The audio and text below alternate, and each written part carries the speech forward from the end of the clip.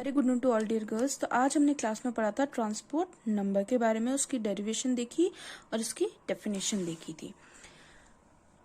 इसके आगे हम क्या पढ़ेंगे, ट्रांसपोर्ट नंबर के जो टॉपिक है ट्रांसपोर्ट नंबर, उसके कंटिन्यू में ही है relative speed of ion during electrolysis. ठीक है, ये सब पार्ट क्या होगा एक साथ कंटिन्यू में चलेगा। उसके बाद हम क्या पढ़ेंगे, मेथड्स, डिफरेंट मेथड्स है, दो तरीके के मेथड्स है ट्रांसपोर्ट नंबर को फाइंड करने के लिए। तो उससे पहले हम समझते हैं relative speed of ion during electrolysis.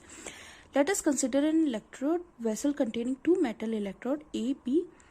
Okay, the vessel is divided into three compartments AC, CD and DB, termed as anodic, central and cathodic compartment. देखिए क्या कहता है, इस तरीके का हमारे पास कोई कंपार्टमेंट है। लेफ्ट साइड में तो हमारे क्या है, कैथोड लगे हैं और राइट साइड में हमारे एनोड लगे हैं। ये कंपार्टमेंट तीन पार्ट्स में डिवाइड है, जिसमें सीए को हमने क्या बोला है, यानी कि इस कंपार्टमेंट को हमने क्या बोला है, एनोडिक कंपार्टमेंट, बीच वाले को सेंट्रल और लेफ्ट वाले को कैथोडिक कंपार्टमेंट। यहाँ पर जो रेड कलर के बॉल्स है वो अपन को कटायन शो करे यानी कि पॉजिटिव चार्ज, और ब्लैक कलर के यानी कि अनायन शो करे जो कि है नेगेटिव चार्ज। ठीक है, हमने क्या करा, हमने ये कंपार्टमेंट कंसिडर किया। फर्दर ये क्या बोलता है, एक एक पॉइंट देखते जाते हैं और उसे समझते जाते हैं। पहला पॉइंट है, before electrolysis the position of a solution represented as first in the diagram. Now, suppose that on applying potential, only two of cation move towards the cathode, and this condition will represent the diagram 2. देखो, ये सबसे पहले क्या बताना चाह रहा है कि जब हमने कोई इलेक्ट्रोलाइसिस किया ही नहीं, यानी कि कोई इलेक्ट्रोलाइसिस अगर हमने अप्लाई नहीं किया था, तब हमारे पास क्या था, जो फर्स्ट कंडीशन है, यानी कि 6 के 6 कटायन और 6 के 6 आयन प्रेजेंट थे। जब कब थे ये, कौन सी कंडीशन थी, जब हमने इलेक्ट्रोलाइसिस किया ही नहीं था। जब हमने जैसे ही पोटेंशियल अप्लाई किया तो क्या हुआ कि जो दो कटायन है वो मूव कर गए किसकी तरफ, कैथोड की तरफ। देखो सेकंड वाले कंपार्टमेंट में बता रखा है कि ये जो दो कटायन है ये किसकी तरफ मूव कर गए, कैथोड की तरफ। कटायन यानी कि जो रेड वाले हैं ये पॉजिटिव है, मैंने आपको पहले ही कहा था, और पॉजिटिव हमेशा किसको अट्रैक्ट करेगा, नेगेटिव को, यानी कि ये किधर की साइड मूव करेंगे, कैथोड की तरफ मूव करेंगे। हमने यही बोला कि जैसे ही हमने पोटेंशियल अप्लाई किया दो कटायन मूव कर गए किसकी तरफ, कैथोड की तरफ, और ये कंडीशन कौन सी रिप्रेजेंट करती है, सेकंड वाली। ठीक है, देखो फर्दर ये क्या कहता है, ये फर्दर बोल रहा है कि there will be two unpaired cation in the cathodic compartment. यानी कि देखो हमने क्या देखा कि ये जो दो हमारे कटायन थे ये एनोड की तरफ मूव कर गए। तो अगर ये दो एनोड की तरफ मूव कर गए तो ये बाद में क्या बन गए, अनपेयर्ड इलेक्ट्रॉन्स बन गए। सेम का सेम प्रोसेस हुआ इस जगह एनोड कंपार्टमेंट पे। क्या हुआ कि there will also be two unpaired anion left in the cathodic compartment. यानी कि हम कैथोड और एनोड की कंडीशन को साथ साथ लेके चलेंगे। यहाँ पर हमने देखा कि जो दो हमारे कटायन थे वो एनोड है ना, किसकी तरफ मूव कर गई, वो कैथोड की तरफ मूव कर गई। वैसे के वैसे एनोड में क्या हुआ कि जो दो अनायन थे वो एनोड की तरफ मूव कर गए और पीछे क्या रह गए, दो अनपेयर्ड इलेक्ट्रॉन।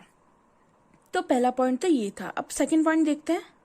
सेकंड पॉइंट देखने से पहले देखो ये क्या कह रहा है, as unpaired electron always get discharge at the respective electrode, two cation will be discharge at cathode and two anion will be discharge as anode. यानी कि जो अभी मैंने बोला, क्या बोला कि जो दो कटायन थे हमारे इस तरीके से ये कैथोड की तरफ मूव कर गए, यानी कि जो दो अनपेयर्ड इलेक्ट्रॉन बचे थे कटायन के वो अपने रिस्पेक्टिव इलेक्ट्रोड पे चल गए, यानी कि कैथोड इलेक्ट्रोड पे चल गए। और यहाँ पर भी क्या हुआ कि जो दो अनायन थे वो एनोड की तरफ चल गए, यानी कि रिस्पेक्टिवली वो एनोड की जो इलेक्ट्रोड है उस पे अटैच हो गए।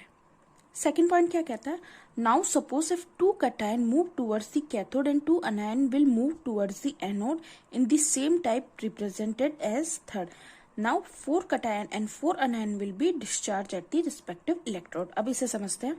देखो अब ये थर्ड कंपार्टमेंट की बात कर रहा है। ठीक है, हमने सेकेंड कंपार्टमेंट में क्या देखा था कि दो तो कटायन कैथोड की तरफ चल गए, दो अनायन एनोड की तरफ चल गए।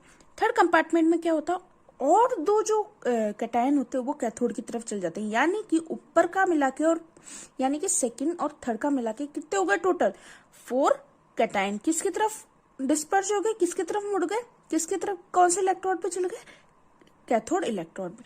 वैसे कैसे अनायन के साथ हुआ, ऊपर के तो दो थे, बाद में दो और मिला के यानी कि टोटल 4 किसकी तरफ मूव हो गए, एनोड की तरफ, यानी कि एनोड इलेक्ट्रोड पे कलेक्ट हो गए। तो सेकंड पॉइंट यही कहना चाह रहा है। थर्ड पॉइंट क्या कहता है, finally if cation and anion move with different velocity so that the 2 cation move towards the cathode and 3 anion move towards the anode. In this case 5 unpaired cation and 5 unpaired anion will be discharged at the respective electrode as shown in the fourth figure। देखो fourth compartment की बात कर रहा है, वो बोल रहा है कि 2 कटायन तो किसकी तरफ चल गए, कैथोड की तरफ, और जो 3 एनायन थे वो एनोड की तरफ चल गए। यानी कि टोटल कितने हो गए, देखो 1 2 3 4 5, यानी कि 5 अनपेयर्ड इलेक्ट्रॉन किसकी तरफ चल गए भाई, 5 अनपेयर्ड कटायन तो चल गए कैथोड की तरफ, और 5 जो अनपेयर्ड एनायन थे वो किसकी तरफ चल गए, एनोड की तरफ। तो वो यही कहना चाह रहा है। देखो लास्ट में वो क्या कह रहा है, thus even only cation are moving the same number of cation and anion will be discharged at the respective electrode। यानी कि ये क्या कहना चाह रहा है कि अगर सिर्फ कटायन मूव करेंगे तो सेम नंबर ऑफ कटायन और अनायन अपने रिस्पेक्टिव इलेक्ट्रोड पे जाकर डिस्पर्ज होंगे, डिस्चार्ज होंगे। यानी कि रिस्पेक्टिव इलेक्ट्रोड का यहाँ पर क्या मतलब है, यानी कि जो अनायन होगा वो तो एनोड पे जाएगा और जो कटायन होगा वो किस पे जाएगा, कैथोड पे जाएगा, इक्वल नंबर। अगर यानी कि 5 अगर कटायन जा रहे तो 5 के 5 ही अनायन जा रहे, जैसे कि मैंने आपको डायग्राम में बताया था। तो हमने क्या समझा, रिलेटिव स्पीड ऑफ आयन की आयन यानी कि कटायन और अनायन किस तरीके से किसी अगर कंटेनर में रख दे तो वो किस तरीके से मूव करते हैं। तो ठीक है, तो ये हमारा टॉपिक हुआ कंप्लीट।